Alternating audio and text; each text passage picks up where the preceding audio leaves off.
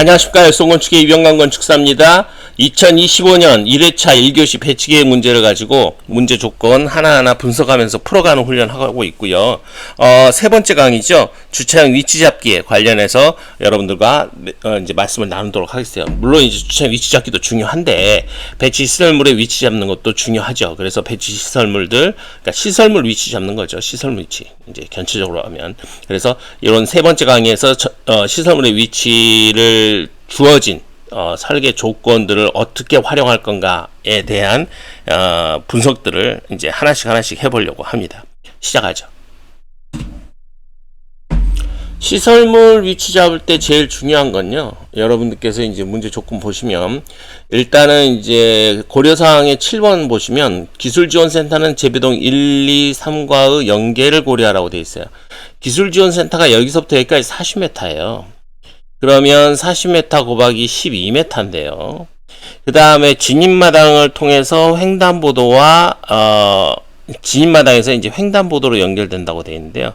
이 횡단보도에는 분명히 차로가 지나가겠네요. 그러면 진입마당에 연결되는 차로는 어떻다겠어요? 보도가 양쪽으로 있다고 그랬죠. 그래서 진입마당 아래쪽이겠죠. 아무래도 아래쪽에서 진입마당을 통해서 횡단보도를 통해서 들어오는 거고요. 그 다음에 진입마당에서 40에 12m니까 요게 40m니까요. 제배동이 10m, 10m, 10m 하면 30m예요. 그러면 5m 뛰면 요게 뭡니까? 여기서부터 여기까지 딱 40m 딱 맞네요. 요런 것들이 나오면 이제 내가 답이 맞춰가지고 있다라는 느낌이 확 들죠. 그래서 많이 즐거운 기분이 듭니다. 그래서 요런 것들이 이제 문제 조건 풀 때 중요한 키포인트라고 보면 되겠고요. 그 다음에 가공처리동과 기술지원센터는 인접 배치하라고 되어 있어요. 그래서 가공처리동이 붙어 있다는 뜻이고요. 그 다음에 연결 브릿지로 연결하라고 되어 있네요. 지상 2층에서. 그 다음에 판매동은 행사마당에 인접 배치하고 행사마당하고 판매동 붙어 있는 거고요.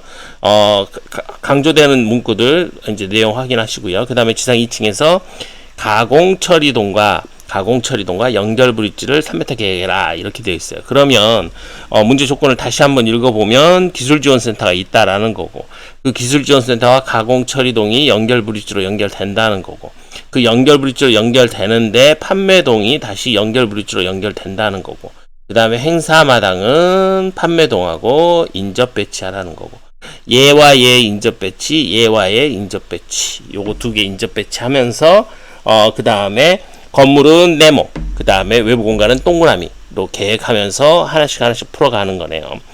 대략적인 사이즈를 한번 그려본 거예요. 대략적인 사이즈는 지금 스케일이 없으니까 여기서는 이제 그려볼 수 없는데, 그래도 이제 우리가 이제 트레이싱 페이퍼를 현황도에다가 깔고 계획을 해보고 있지 않습니까? 그러면 거기에 대략적인 사이즈를 한번 그려보는 것도 나쁘진 않아요. 나쁘진 않고요.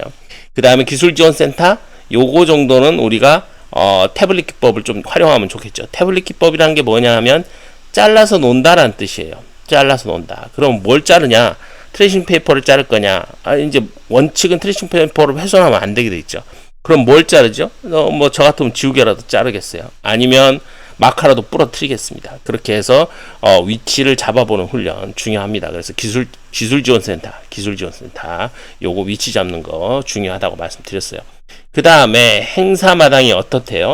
행사마당이 마을버스 정류장에 인접 배치한다 했어요. 그러면 마을버스 정류장에 행사마당이 있고요. 그 다음에 요 행사마당과 인접 배치된 판매동이 있고요.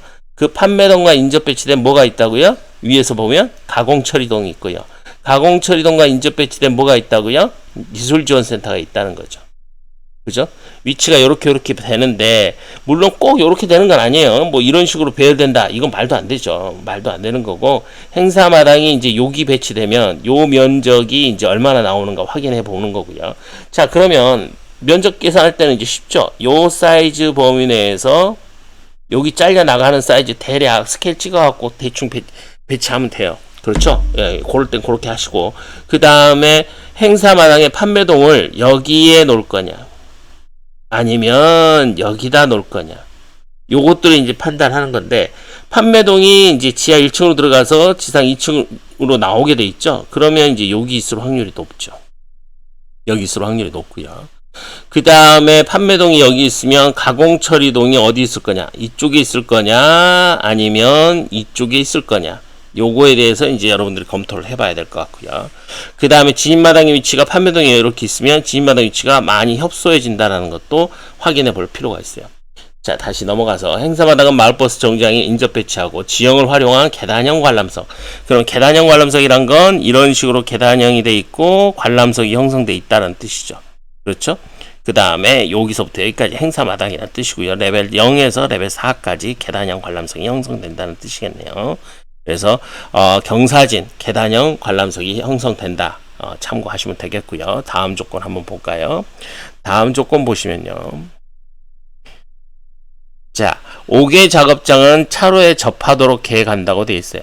자, 5개 작업장. 5개 작업장은 차로와 접하도록 계획한다. 차로와 접한다. 5개 작업장이 차로와 접한다. 그럼 둘 중에 하나겠네요. 대지경에서는 3m 띄고요. 차로가 있고요. 그 다음에 5개 작업장 10m가 있는 요런 형태. 아니면 뭐가 있겠어요? 5개 작업장이 대지경에서는 붙어버리는 경우가 있겠죠. 그죠? 3m 이격 조건에서 벗어나니까 5개 작업장이. 그 다음에 여기에 6m 차로가 있다. 그런데 5개 작업장이 무슨 내용이 있어요? 자, 대안 1이 있고요. 대안 2가 있는데요. 대안 1은 대지경에서는 3m를 이격하고 6m 차로에 배치하는 방법이고요. 대안 2는 대지경에서는 붙어버리고 배치하는 방법인데, 이랬을 때 5개 작업장이 재배동하고 정비동에 인접 배치하는 조건이 차로 건너편에 배치하게 되는 요런 단점이 있어요. 저는 대안 1 쪽으로 많이 기울어지네요. 대안 1 쪽으로. 대안 2보다는 대안 1 쪽으로 기울어진다. 요거 좀 참고하시고요. 생산 영역 내 건축물의 상호간의 보행로를 계획하지 않는다. 그럼 생산 영역이 뭐가 있죠? 앞에 조건을 한번 봐야겠죠? 앞에 조건을 한번 봤더니 어떻게 돼 있어요? 생산 영역이 뭐뭐뭐가 생산 영역이에요. 문제 조건에서 생산 영역이 뭐뭐뭔지 확인을 해야 되겠죠? 그래서 우리가 고려사항 보니까 생산 영역은 기술지원센터 재배동 1, 2, 3, 가공처리동, 정비동 이렇게 나와 있네요. 그러면 그 영역 내에는 보행로를 계획하지 않는다. 그러면 외부 공간이 작업 보도를 이용한다 라고 볼 수 있고요. 그 다음에 생산 영역은 아까도 말씀드렸지만 기술지원, 재배 1, 2, 3, 가공처리, 정비 이렇게 되어 있어요. 그래서 얘 안에는 별도의 뭐를 배치하지 않는다? 보행로를 계획하지 않는다 라고 되어 있습니다. 계획하지 말랐는데 계획하는 거 이것도 수험생 정말 웃기는 거예요. 그래서 계획하지 말라면 철저하게 안 하는 겁니다. 그 다음에 주차장 1은 방문자 센터에 인접 배치하고 주차장 2는 생태조망 데크에 면하여 배치한다. 면하여 배치한다. 붙었다 라는 뜻이고요. 방문자 센터에 인접 배치하라는 뜻은 붙어버려라. 그러면 여기 아니면 여기인 거예요. 그러면 방문자 센터가 여기 있는데 이 방문자 센터에 주차장이 여기 있으면 체험동은 일로 갈 것이고, 만약에 주차장이 이쪽으로 가면 체험동은 이쪽으로 갈 거예요. 그럼 체험동이 여기 있었을 때 확률이 그렇게 높지가 않죠. 왜냐하면 게스트하우스가 우리가 앞에서 이렇게 배열하기로 했거든요. 그러면 생태 조망데크가 이쪽에 배치되어 있을 때 주차장 1은 아무래도 면한다고 했으니까 여기 아니면 여기란 말이에요.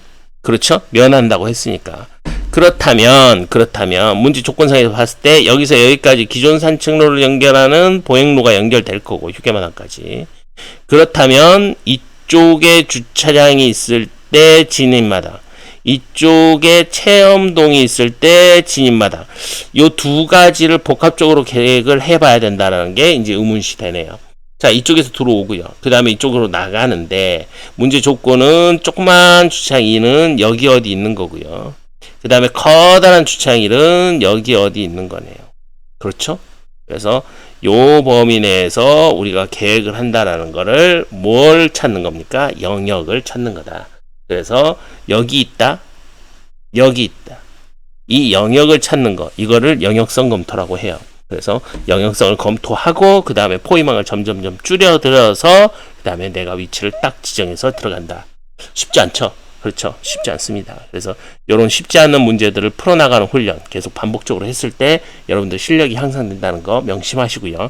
그 다음에 계획에서 놓치지 않아야 되는 거는 문제 조건을 항상 다이어그래마 여기에 그려보는 훈련, 요 훈련이 제일 중요하다. 이 훈련을 통해서 내가 원하는 점수에 근접하는 거다. 60점 만점에서 40점을 맞을 거냐, 50점을 맞을 거냐는 수험생 여러분들이 얼마나 큰 노력을 할 수 있느냐 없느냐에 달려 있습니다. 배치 계획에서는 설계 조건만 맞아주면 그렇게 감점이 크지 않다는 사실 명심하시고 문제를 풀어주시기 바랍니다. 자, 간단하게 2025년 1회 1교시 배치계획 문제를 가지고 시설물 위치 잡기에 대해서 한번 말씀 나눠봤어요. 다음 강좌에서는 여러분들이 이제 도면 작성을 어떻게 할 것이며, 물론 이제 시설물 위치 잡기도 하죠. 근데 이제 도면 작성을 어떻게 할 것이며, 그 도면 작성에서 가장 중요한 게 뭔지에 대한 설명을 하면서, 그게 바로 득점 포인트라는 사실, 그것들을 한번 개략적인 설명과 다이어그램을 통해서 여러분들에게 전달하는 시간을 갖도록 하겠습니다. 이상으로 세 번째 강의를 마치고요. 네 번째 강의에서 뵙겠습니다. 감사합니다.